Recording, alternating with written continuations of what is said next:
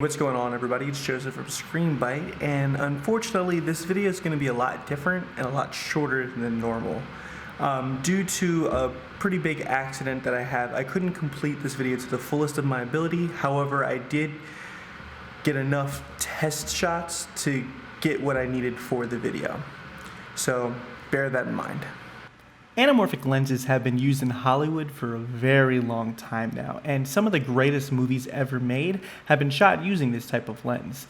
They achieve a very interesting look that a lot of people love and a lot of people want to go after. However, for the budding indie filmmaker, these lenses are extremely expensive and very hard to get your hands on.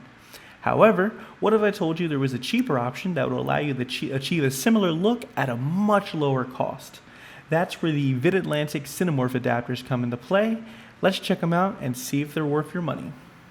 Hey, what's going on, everybody? It's Joseph from Screenbite, and the Vidatlantic Cinemorph adapter for the Sigma 18 to 35mm f1.8 is only $35.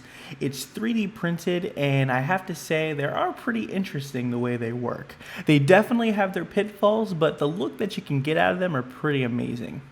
Now, as you can see, these things are tiny and paper thin, so be extremely careful when you're installing this on the back of your lens.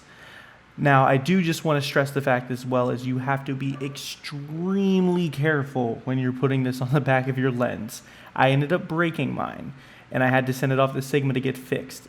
So definitely do this at your own discretion. But with that out of the way, let's go ahead and get started. Installing it is actually extremely simple. There's going to be 3 screws on the back of your Sigma lens. You just want to go ahead and loosen them. Don't take them out, but loosen them. And then you're going to slide the Cinemorph adapter onto those screws and then retighten.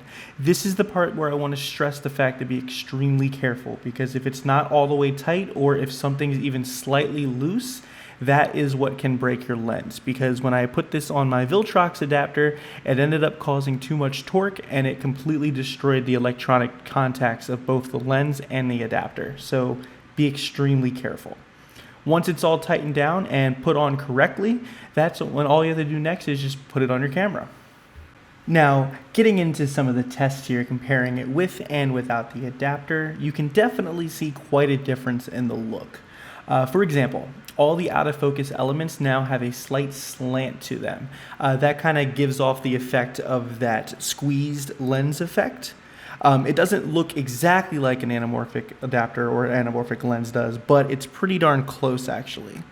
Also, if you choose to go with the one with flares, which is the one with the little filament along the middle, it does cause it to flare like it would for an anamorphic lens, where you see those big sweeping lens flares like you would see in something like Star Trek or Star Wars or basically anything done by J.J. Abrams, really.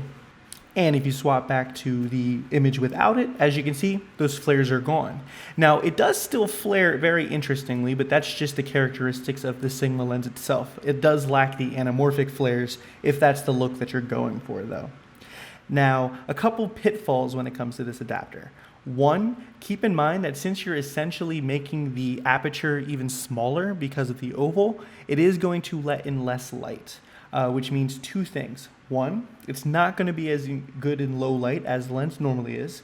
And 2, if you go all the way out to 18mm, it is going to vignette. However, if you go to about 20mm, that vignetting issue disappears and it functions like any other lens. So with that being said, I would have to say that this is a pretty niche item. So it's not going to be for everyone, but if you are looking for that anamorphic look and you're okay with the risks that come with it, you could definitely give it a shot. I'll leave a link in the description down below for you guys if you want to check them out for yourself. Also, since I feel like I let you guys down and I didn't give the full test that I wanted to due to what happened to me with it breaking, I'll leave some links in the description to other YouTube videos where they test it in a little bit more detail for you guys.